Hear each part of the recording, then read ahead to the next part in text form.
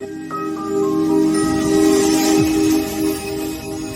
2013, historic floods hit South Africa's Mapungubwe National Park, turning dry roads into muddy rivers.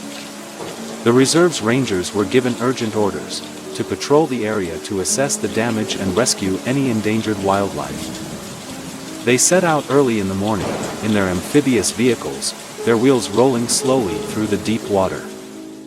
The gray sky after a series of heavy rains added to the gloom. The branches and leaves on both sides of the road were still drooping, soaked, and some sections of the ground were heavily eroded. The team leader, Peter, kept calling the center on his walkie-talkie, reporting what he saw. Everyone knew that after the terrible flood, many wild animals would be isolated or in danger. The first thing on their minds was to make sure no animals were injured or stranded without help. They stopped several times to wade into the water to clear fallen branches blocking the way. The deeper they went into the forest, the more they felt the devastation of the flood. At an unusually shallow section of the river, the water flowed rapidly but was still shallower than the others. They suddenly saw a cheetah standing still. The mother cheetah was groaning, her head bowed, looking panicked and in pain. All around were mud and fallen reeds. The water was still slowly receding. As the car slowly moved forward, the team realized that next to the mother cheetah was a cub lying motionless. The scene made everyone's hearts ache, because it seemed that the cub was no longer moving. They turned off the engine and quietly stepped into the water so as not to frighten the mother cheetah.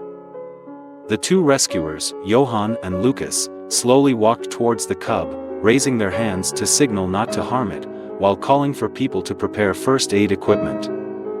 The mother leopard roared and took a few steps back, her eyes filled with pain but also a glimmer of hope. From her many years of experience, Peter guessed that the cub had drowned due to the flood. They understood that time was extremely precious, and they had to act immediately if they still had a chance. Johan carefully knelt down, placing his hand on the cub's small chest to check its heartbeat. Lucas prepared medical equipment including an oxygen tube and an artificial respirator. They discovered that the cub's heartbeat was very weak, as if it had been submerged in water for too long. Without hesitation, Johan began external cardiac massage to stimulate the cub's heart to beat again. Lucas helped pump oxygen into the lungs, trying to push the water out of the respiratory tract. Peter and the others stood outside, both reassuring the mother leopard and keeping an eye on the surroundings. The sound of running water, wind, and the tense heartbeat seemed to blend together into an urgent melody. The mother leopard seemed to sense the sincerity of the rescue team, standing closer, her eyes never leaving the cub. The rangers silently prayed for a miracle to happen. They had witnessed many successful rescues, but there were also many times when things came too late. After a few minutes of tense resuscitation, the cub suddenly coughed and started breathing again. The whole team burst into joy. Peter shouted loudly, "Success!" against the gloomy gray sky. The mother leopard let out a screech, not sure what the sound was, but it sounded like a cry mixed with happiness. The cub opened its eyes slightly, its body trembling from the cold and exhaustion. Johan gently placed his hand on its head, patting it as a gesture of reassurance. Lucas used a towel soaked in warm water, trying to dry the fur soaked in river water. A few seconds of astonishment passed. The cub slowly turned its head to look for its mother. Seeing that her cub had regained consciousness, the mother leopard immediately approached and gently rubbed her muzzle against her cub's shoulder. The warm growl of the mother leopard dispelled the previous anxious atmosphere. The scene of the reunion between mother and cub moved all the rescue team members beyond words. At that moment, a cold wind blew, causing the cub to shiver even more. Peter immediately signaled the team to bring more thick scarves to warm it up. While Johan continued to check its breathing, Lucas and another member worked together to shield the mother and cub from the wind. The rescue vehicle was still parked nearby, its headlights illuminating the shimmering water. The sound of the engine seemed to worry the mother leopard, but she remained still because she knew her cub needed help. The ranger named Sarah stepped forward and gently placed another layer of towel over the cub to keep it warm. The cub shivered, but its eyes were more lively, and its tail was wagging slightly. This was a positive sign that it had recovered a little. Seeing this, the group felt that their efforts had not been in vain. Their faith and love for animals were further strengthened. After the cub's condition was relatively stable, the rescue team began to check for other signs of injury.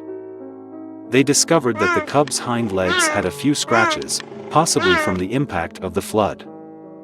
Lucas applied a mild antiseptic and then covered them with a thin bandage. The mother cub glanced at them but remained still, knowing that they were helping her cub.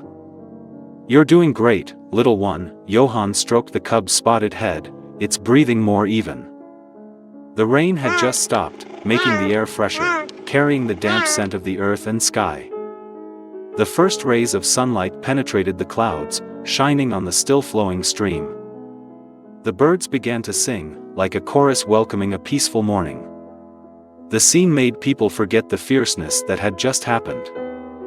But the rangers knew that their work was not over yet. Sarah suggested taking the cub back to the center for monitoring, but Peter analyzed, if its condition is not too serious, it is best to let the mother and child return to the wild. Johann agreed because the infancy stage is when the cub needs to learn survival skills from its mother. Once again, they checked the cub's pulse and heart rate, making sure it showed no signs of respiratory failure. The cub was still weak, but its eyes showed resilience, showing its will to get up and follow its mother. The mother gently licked her cub's face, as if to encourage her. The rangers were delighted to see the strong bond between the mother and her baby cheetah. They understood that if the cub were separated, it could cause psychological damage as well as hinder the process of learning to hunt in the wild. So the decision was made, after first aid and cleaning, they would let the mother and baby go home. However, before leaving, the staff still wanted to completely dry the cub's fur and check it carefully one more time. This was also a way for them to show their full concern, ensuring that they did not miss any risks. Lucas carefully used a dry towel to wipe the cub's fur, removing the stubborn mud. Sarah used a warm towel to apply more, helping the cub resist the cold morning after the flood. They changed the bandage and applied antibiotics to prevent infection in the wound on the leg. Every movement was very gentle, because they did not want the cub to be afraid or in more pain. The mother stood next to her with her ears erect, alert but no longer panicked. The rescue team's kindness seemed to have touched its heart. When Sarah gently patted its small back, the cub let out a weak cry, as if to say thank you. Peter smiled, knowing that he and his teammates had done the right thing. Not only saving a life, but also preserving the fragile balance of nature. Every gesture and look from the team exuded pride in the conservation mission they were undertaking. Finally, when everything was done, the cub was strong enough to stand up and toddled towards its mother. The mother and cub affectionately rubbed their noses together, as if marking a reunion filled with tears and joy. Johann, Lucas, Sarah and Peter stepped back, creating space for the mother and cub to be free. The morning light shone, dyeing the remaining drops of water on its spotted fur golden. The mother cub looked towards the rangers, bowing her head slightly, as if to express her sincere gratitude. The cub also looked towards them, tail wagging, before turning away to join the mother's slow footsteps. The group stood still, watching the two slender figures disappear into the wet dry grass.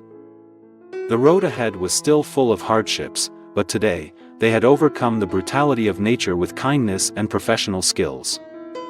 The smell of mud and rain still lingered in the air, but everyone's hearts were strangely warm. And then, as dawn rose, the rescue vehicle rolled away from the riverbank, leaving behind a beautiful story of love and life in the wild.